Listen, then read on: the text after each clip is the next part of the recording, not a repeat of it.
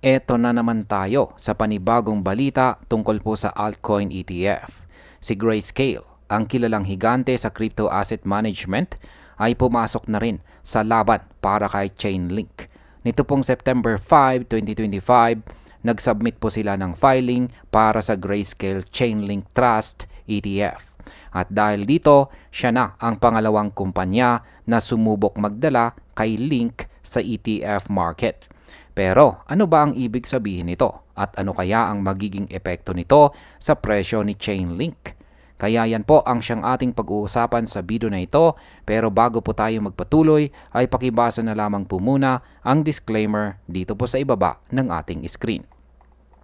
Yan, simulan po natin sa kung ano po ba ang detalye ng Grayscale Chainlink ETF filing na ito. Base po sa kanilang dokumento, ang Grayscale Chainlink Trust na binuo pa noong December 2020 ay i-rebrand bilang Grayscale Chainlink Trust ETF kapag naaprubahan na.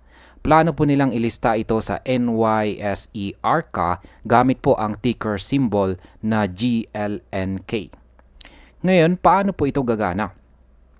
Ang ETF ay may creation at saka redemption process. Sa madaling salita, may tinatawag po na baskets na binubuo ng TIG 10,000 shares.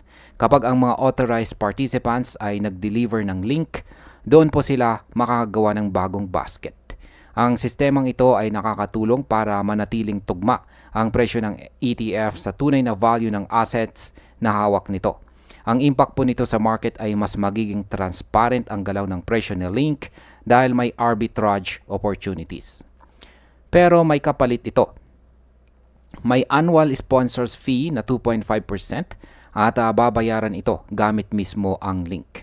Habang sasagutin po ng Grayscale ang karamihan sa operating cost hanggang $600,000, ang extraordinary expenses tulad po ng biglaang legal or tax bills ay babayaran po ng trust mismo.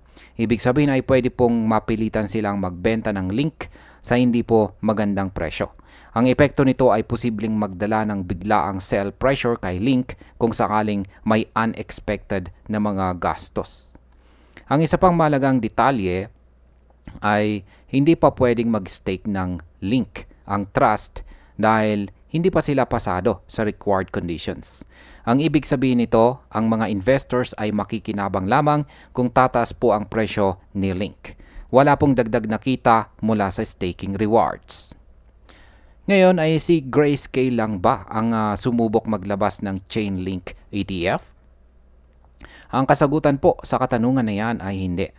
Si Bitwise or ang Bitwise Asset Management ang nauna sapagkat nag-submit po sila noong August 26, 2025. Ang plano po ni Bitwise ay halos kapareho rin. Susundan nila ang presyo ni Link at gagamit po ng Coinbase Custody bilang kanilang tagapag-ingat ng assets. Ang kompetisyon na ito ay nagpapakita na tumataas ang demand at tiwala ng mga institution kay Chainlink.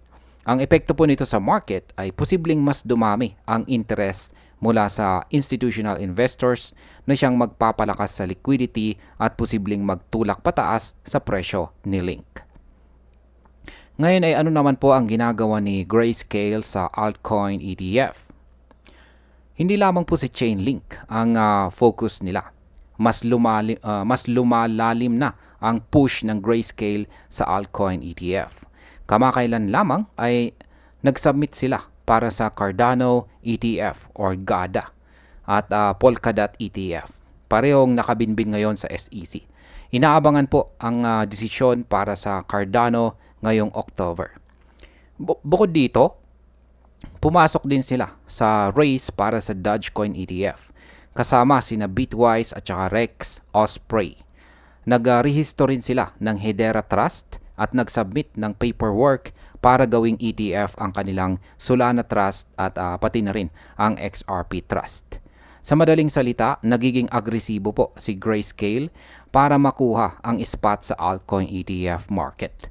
Ang epekto po nito ay tataas ang kumpiyansa ng publiko na hindi lamang po si Bitcoin at Ethereum ang magkakaroon ng institutional exposure, kundi pati na rin ang iba pang top altcoins. Ngayon ay ano naman ang sinasabi ng prediction markets tungkol dito? Kung titignan po natin ang data, mataas ang posibilidad ng approval.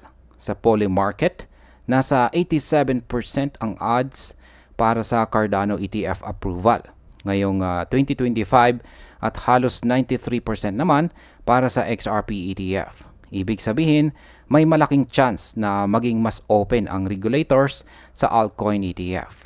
Kung ganito po ang trend, mas lalaki ang tsansa ni Chainlink na maaprubahan din sa mga susunod na buwan.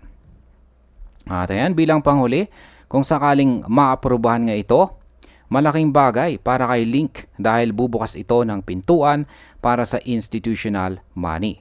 Mas dadami po ang liquidity, mas lalaki ang demand at posibleng itulak ang presyo pataas.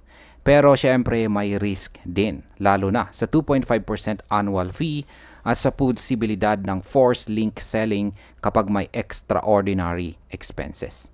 Sa ngayon, malinaw na lumalakas po ang laban ng mga asset managers para sa altcoin ETF. At kung magtutuloy-tuloy ang approval wave, si Chainlink ay posibleng maging isa sa mga susunod na altcoins na makakakuha ng institutional spotlight.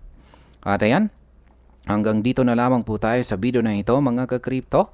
Marami pong salamat sa panonood. Ingat po tayo lagi at God bless po sa ating lahat.